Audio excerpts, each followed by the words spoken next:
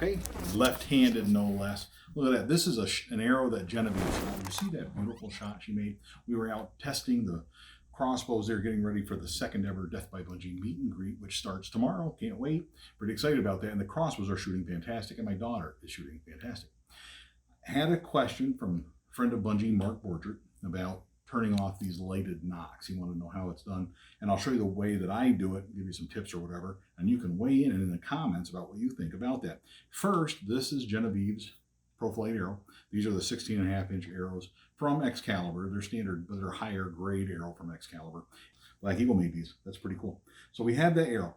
This is the Burt Coyote Lumenok. I love the Burt Coyote Lumenok. I even have a Burt Coyote Lumenok puller just for this job. Comes with a variety of different inserts so that you can replace them, that sort of thing.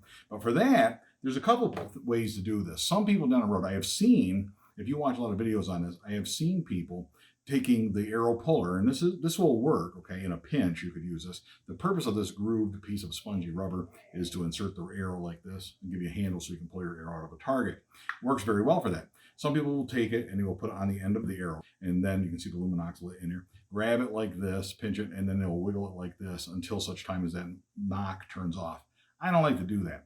I don't like to do that because you are working this arrow shaft a little bit, and those carbon fibers might start to break apart. I want the end of this arrow shaft to be very structurally sound. I don't want all the pressure of the crossbow pushing that nock through that arrow shaft. That's no good. With the Lumenok puller, that's why I prefer to pull straight out. You can twist a little bit, okay? Grab it like that, and then just, we're gonna pull straight out, and boom, it comes off.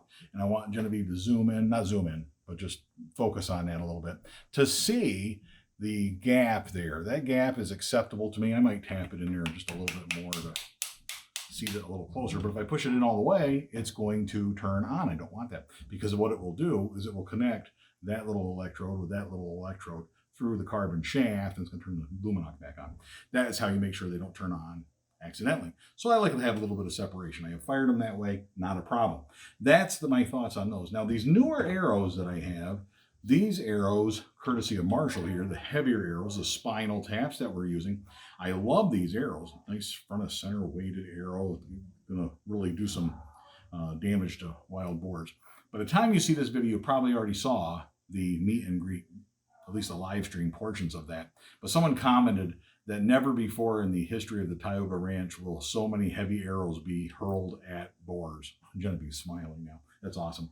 So these are a little bit different. These little guys are a little bit different. Okay, I'm going to have Genevieve zoom in there on that. Not zoom in, but just focus on that a little bit. These are the Nufletch lighted nocks. Now this is a different nock, and I kind of like these. Marshall was kind enough to send me some additional ones that have the lighted nock because he knows that I like the lighted nocks for filming, and you can't beat this. I'm excited about this too. Genevieve's a little jealous because it is green. It's a green lighted nock. She really likes the lighted nocks that are green, but there's time for that down the road, right? You can't have it all at once, kid. These ones are a little trickier to get out, but once I figured it out, it's really not all that bad. These can be pulled out by hand, hopefully. My hands weren't sweaty, but I'll use the Lumenok puller tool. If your hands are not sweaty, you can probably pull this out without the Lumenok puller, but it doesn't hurt to pull the Lumenok puller out. They are not, it doesn't hurt to use a tool to pull them out. Be very gentle with them. And again, you don't want to be twisting and working that shaft. Now these, all it is this little doodad here, and it's inside this sleeve, the nock. The nock has a little sleeve that goes in, and what we're going to do to reset it, that nock just, the LED and the battery contraption just drops right down in that tube, and it just slides right in the end. And we'll do that in just a second. To turn them off, I want Genevieve to get close enough that she can see this, because it took a little bit to figure out, and I couldn't find this, but if you look very carefully here, there are two notches. Now this notch is immobile. That's not the notch you're looking for. You're looking for the notch between the actual LED and the shaft of the battery right there. That is what we're looking for. So you can back up a little bit, and we're just going to get our finger in there and pull it apart. And if you can pull straight out, it snaps right out. Once you've worked them a couple of times, turned them on and off a couple of times, they work a lot better. So that's all it's going to be. We're just going to pop that out a little bit. Once that snaps, they're pretty durable. You just got to be gentle with them, but they're pretty durable.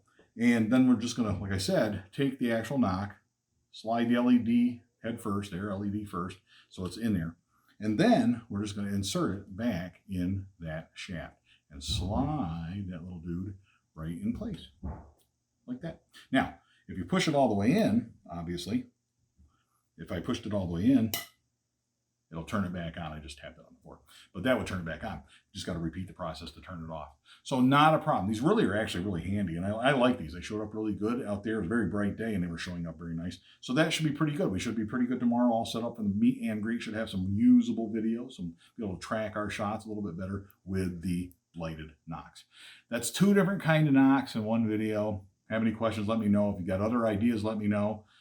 I know some of you guys don't use lighted nocks at all, prefer not to use them. That's fantastic too, but if you use them, at least now you got a couple ideas on how to turn them off.